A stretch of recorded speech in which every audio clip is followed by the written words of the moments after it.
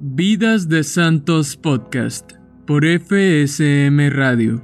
Santa Gema Galgani, Amor Total. Escrito por el Padre Ángel Peña. Parte 5. Gema estaba muy agradecida a la familia y le escribía al Padre Germán: ruego, sí, y rogaré siempre para que Jesús conceda, y lo mismo nuestra Mamá del Cielo, gracias infinitas a esta familia, porque no sé hacer otra cosa. Si Jesús me llevase al paraíso, uno a uno me los llevaría a todos. La primera, a la tía. Doña Cecilia vivió hasta 1931 y don Mateo hasta 1935. Fueron inmensas las bendiciones que Dios derramó en esta cristiana familia.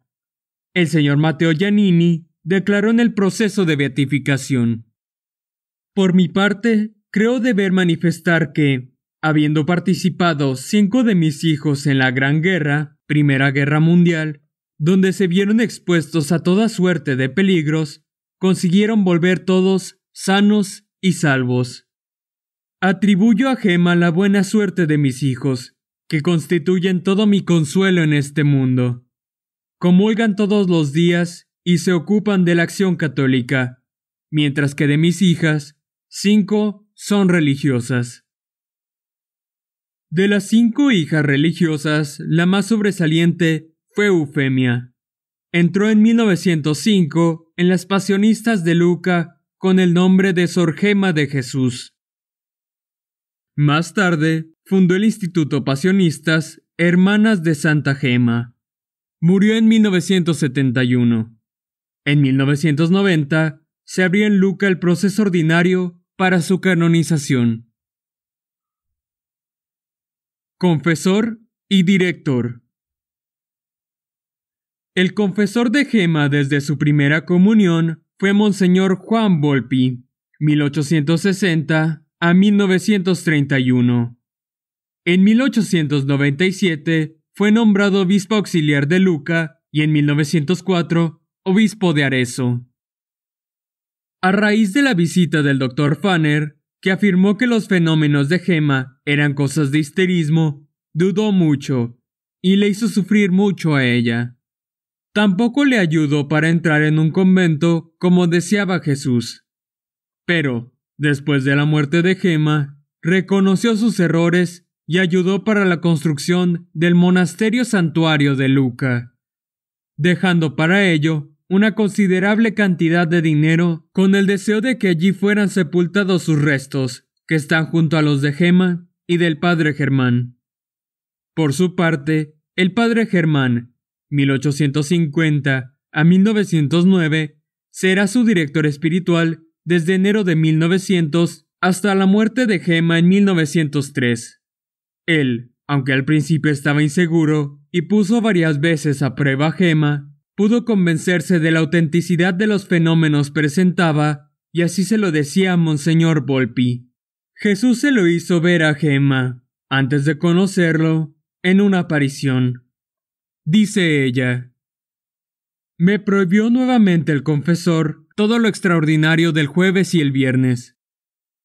Y Jesús obedeció por algún tiempo, pero luego volví a lo acostumbrado y aún más que antes. Ya no temí decírselo todo al confesor, quien me dijo resueltamente que, si Jesús no le hacía ver las cosas claras, no creería en semejantes fantasmagorias. Ese mismo día me sentí recoger interiormente y pronto quedé privada de los sentidos. Me encontré delante de Jesús, pero no estaba solo. Tenía junto a sí un hombre de cabellos blancos. Por el hábito conocía que se trataba de un sacerdote pasionista. Tenía las manos juntas y oraba fervorosamente.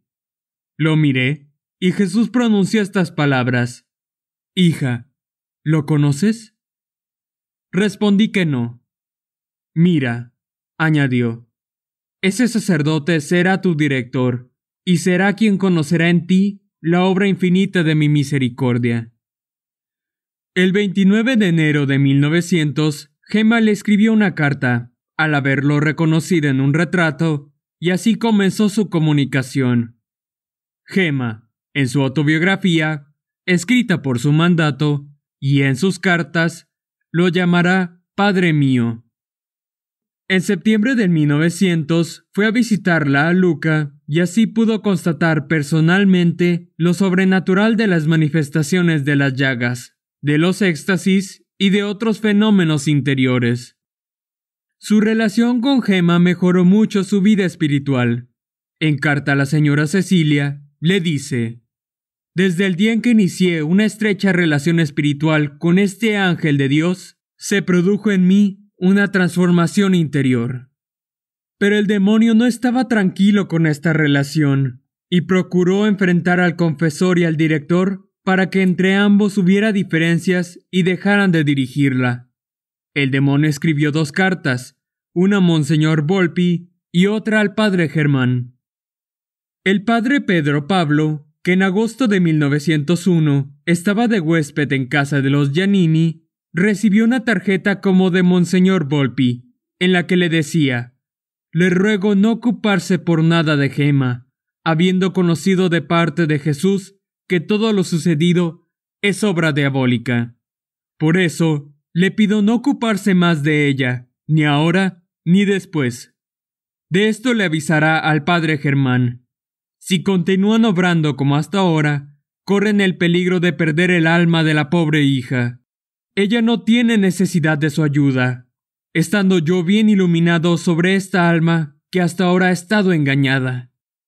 Después se supo que Monseñor Volpi no había escrito esta carta, pero el diablo no desistió y el padre Pedro Pablo encontró en su habitación otra carta, supuestamente de padre Germán, donde decía que abandonase a Gemma porque había recibido luces del venerable Gabriel y que todo era hipocresía, que se lo dijese a Monseñor para que le quitase la comunión y que le dijera a Cecilia que le echase de casa.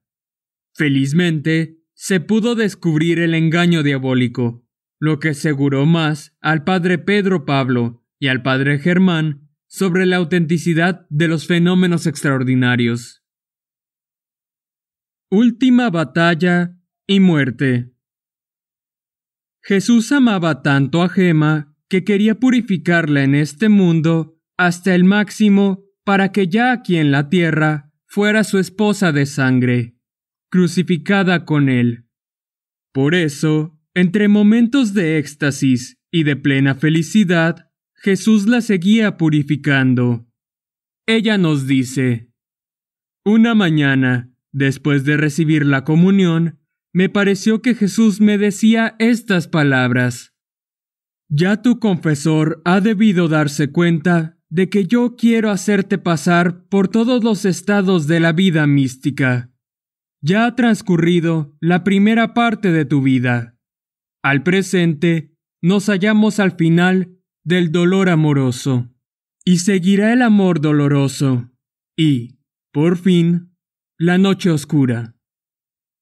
Esta será la segunda y última parte de tu vida. Al final de la misma, hija mía, te llevaré al cielo». Son tiempos difíciles para Gemma.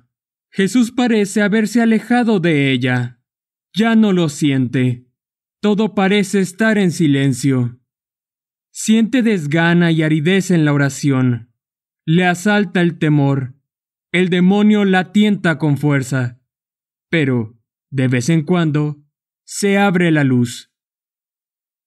En un éxtasis del 26 de junio de 1902, decía: «Jesús, ¿por qué este silencio?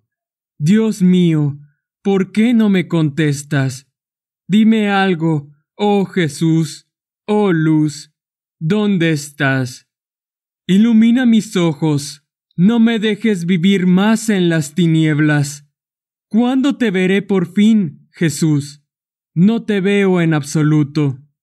Cuando era niña me decían que tú estabas siempre presente, pero yo no te veo. ¿dónde estás? ¿Dónde has ido? Y sin ni siquiera decirme adiós.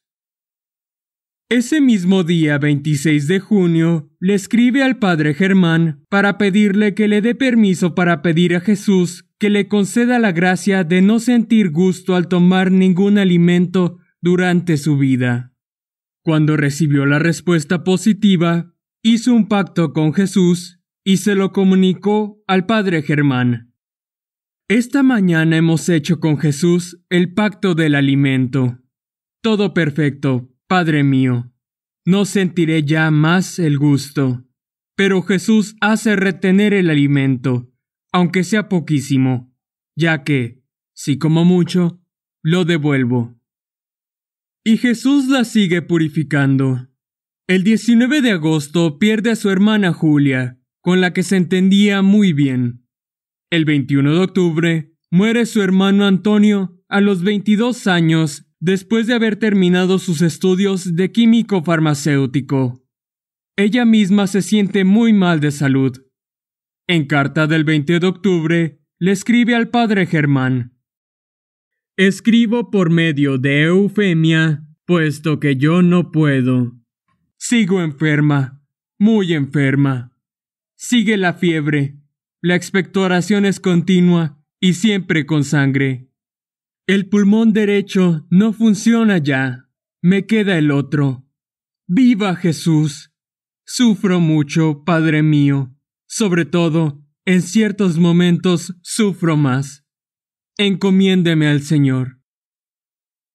El diablo no la deja tranquila, y los sufrimientos son continuos. Jesús la tiene crucificada en el altar de la cruz como una esposa querida. Al final se sentirá abandonada por todos, como Jesús en la cruz. El 24 de enero de 1903, la familia Giannini, por consejo de los médicos, que temen que pueda contagiar la tuberculosis a los pequeños de la casa, deciden enviarla a una habitación frente a su casa. Los primeros días, la señora Cecilia cuidará de ella. Después se encargarán las religiosas Camilas de verla día y noche. Pero la última batalla, la más fuerte, estaba por llegar en los últimos días de su vida. El padre Pedro Pablo asegura: el demonio la asaltaba y, anulando los sentidos de aquella criatura, la obligaba a actos de obsesa. Se tiraba al suelo y contra las demás personas. Si le presentaban algún objeto de devoción, escupía al crucifijo y a la imagen de la Virgen. Recuerdo que un día me cogió el rosario del cinto y me lo hizo pedazos. Dios permitía que el diablo pudiera tomar posesión de su cuerpo, aunque no de su alma ni de su voluntad. Así su alma se purificaba como oro en el crisol. El padre Pedro Pablo le hacía exorcismos. Dice: la primera vez no conseguí nada, pues, aunque después de media hora se quedó tranquila, se le repitieron los ataques. La segunda vez, luego de los exorcismos, se tranquilizó. Entonces, le dio una reliquia de la Santa Cruz para que la tuviera consigo. Le ordené rogar a Jesús que la librase de aquellos asaltos de demonios, y desde aquel momento quedó totalmente libre. Pero el diablo, aunque ya no se le permitió tomar su cuerpo, la seguía molestando. La señora Cecilia declara: en estos últimos días tuvo en varias ocasiones como una visión de serpientes, de perros y de otros animales que la molestaban. Se le aparecían encapuchados con un ataúd y le decían: aquí has de venir.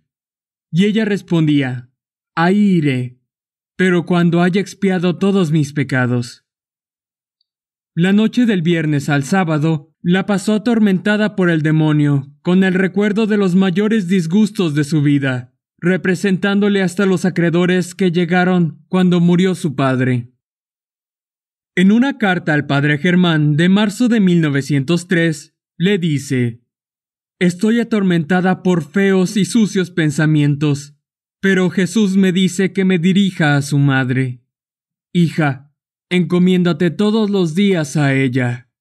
La hice hermosa, generosa, amable y dulce, para que pueda ganarme las almas y salvarlas.